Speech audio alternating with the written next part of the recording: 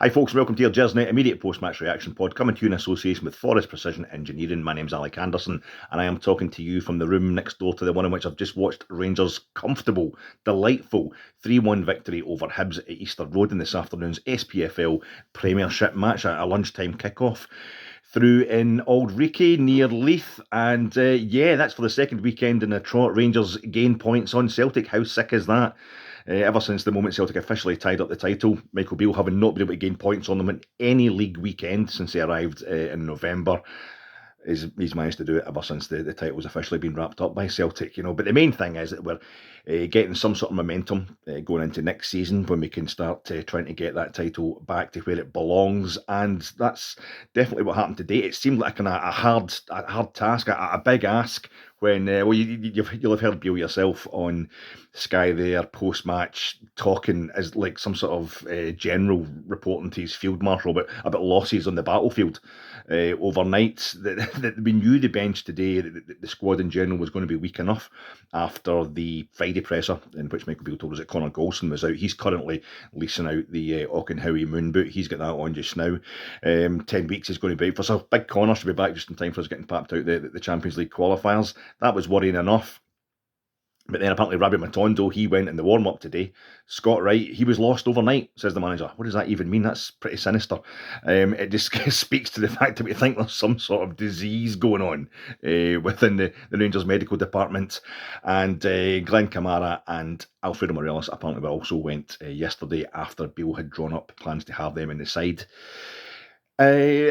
Actually meant there was only 2 changes to the starting 11 that beat Celtic last Saturday, but that wasn't fooling anybody because we know the squad's already weakened.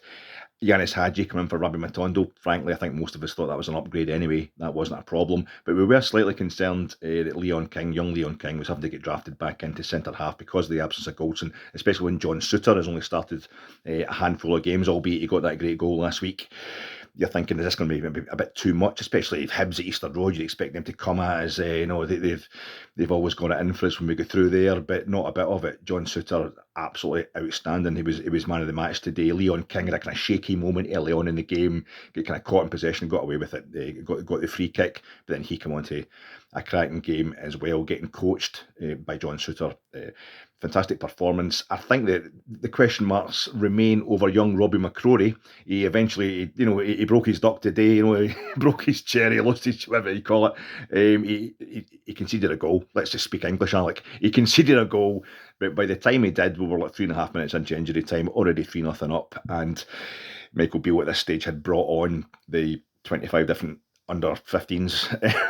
Brought on the kids they'd had to draft in from the academy to bolster the bench, really, with Ross McCausland, Robbie Ewer, Aaron Lyle. They're all in the park by the end, along with Alec Lowry, who now seems like an experienced pro, an experienced old campaigner compared to these young lads. And John Souttar, when the ball went into the back of the net, John Souttar's straight away he's bollocking. I think it was Robbie Ewer, but I think it was actually Leon King who'd let his man Paul Hanlon drift, and there was a flicked on header into the faraway corner of the net. But Robbie McCrory started poorly today. We went out and straight away we hammered into Hibs, and I think we'd got 3 corners in the first 4 minutes. I think Souttar himself hit the bar, and you thought this was going to be great today. And then Hibs had 3 corners in the next 4 minutes, and at one of them, Robbie McCrory had the ball in his hand and he let it go right through. It wasn't commanding his box from corners. I don't know how much that's down to centre half not protecting him enough, but I like the fact that he actually had a wee flap or two today, and then up until losing the goal right at the end, still protected his goal. Hibs had a couple of chances that just fell past the post, which maybe I'd done better with, but he touched one onto the post, Robbie, I think 72nd minute from Nisbet, who was only kind of threat from Hibs today, the only real threat from Hibs today. So he ends up, his clean sheet record goes, but I think that could become a bit of a hindrance. Young players, I find, when they break into the first team, most of them have 3 or 4 really good games. They're on adrenaline, and usually, when we bring young players into the first team, they're surrounded by 10 other, seasoned pros to make life a bit easier for them. That hasn't been the case with Robbie McCrory. He's been brought into difficult situations, especially the 2 games he played last season. Basically every game he's played for Rangers, the first team, all 5 of them have been beset by injuries. So he has a wee flap and things don't go really smoothly for him. A lot of young players, that's usually when they buckle and we don't hear from them again. It might still be the case. I'm still quite happy that we're getting Jack Butland in. That he apparently doesn't want to play for money and thinks Rangers are bigger than Manchester United. So I'm quite happy that we're getting an experienced goalkeeper in. But I don't know that we should be getting rid of Robbie McCrory. I think maybe we should be doing what we can to hold on to him, because he didn't have a clean, perfect game today, but he kept going. And we ended up doing the business anyway. My God, did we do the business? James Tavernier, captain, fantastic. 400th appearance. His very first appearance was at Easter Road, where he put a right-footed free kick from over to the right-hand side, over the left-hand side of the Hibs box, right into the top left-hand corner, and he's done the same today from an even wilder angle out on the left-hand side to open the scoring. I think it was the 39th minute he scored in that Challenge Cup game back in 2015 against Hibs in his very first appearance, Tav. It was the 32nd minute today. So he's 7 minutes out, but that's him. It's 101 goals, 400 appearances, and that's not even taking into account all the assists. That's not taking into account the fact the man was our captain and a linchpin of a defence that set a British defensive record a couple of seasons ago when claiming 55. Magical moment for him. And I think, even though people who still disliked, Rangers fans who still disliked Tav, was enough for them today as well. He get put in his backside a couple of times by Ewell of Hibs. He was giving him a hard time, but again, Tav come through it. Ewell was off the park when Hibs actually scored. And Tav was central to our second goal as well. Our third goal, which ends up getting put in by Todd Cantwell after a magnificent run, a magnificent bit of build-up play right down our right-hand side, with Tav overlapping, Fashion Sakala coming deep and giving the ball Ryan Jack, playing it back inside, and there's Tav again to have a shot, then it kind of ricochets, it rebounds back onto his leg, it ricochets off Tav's leg, the goalkeeper can't hold it, and there is Todd Cantwell with the blue ribbon in his hair to put it away for 3-0, put the game to bed. And I have never seen, I wasn't there, I'm watching it on telly, but even then I have never seen a stadium empty as much in my life. That green flare, the emptiest quickly in my life. That green flare that came on the park at the end, that must be what Hibs used instead of, maybe the PA system was not working, that must be actually coming from the Hibs officials to let them know there's it's like instead of a fire alarm, it's an emergency signal, get out. The place just emptied, and by the end of the game, the echoing from the three other stands made it sound like one of the games during 55 season, which is quite apt given that one of the other goals, Tav having opened the score, and Scotty Arfield, one of the other heroes of 55, coming on just before we made it 2-0. The second goal was scored by Yanis Hadji, and I doubt you'll get a more emotional goal this season. It's been a long, hard time out for Yanis. He's still struggling about. He's quite quiet for the first half hour of the game today, but then he's getting slowly more involved. And I've seen him playing that role before at Easter Road, where he's lack of pace. There's always a lack of pace, Yanis. That's nothing to do with his injury, but being out in the wing actually gives him a bit more space, a bit more time, to make up for his lack of pace to work his magic. But he come through the middle today after John Lundstrom, who again with Ryan Jack in the team and Raskin and Cantwell is kind of platformed much more effectively. John Lundstrom needs to either be sitting in defence basically or be attacking. He doesn't do that thing of protecting the defence. He's not comfortable doing that, I don't think. And he was more attack minded today, John Lundstrom. He played a lovely ball from maybe just inside his own half, kind of out to the right, up to Fashion Sakala, who made a brilliant run. Mark Hateley stuff. Fashion has played in the left flank this season. He's played in the right flank, and he's played through the middle. And there today, he was up there like Mark Hateley style, nodding the ball back. Eventually has his back to goal, kind of almost in the penalty spot, and he sees a magnificently intelligent run from Yanis Hadji, who certainly has the brains of his father. The footballing brains. He comes in, and typical of Yanis Hadji, he hits it with his right, then his left, then his right. We still don't know what foot he favours, because he had one shot with one foot. It comes back off the defender.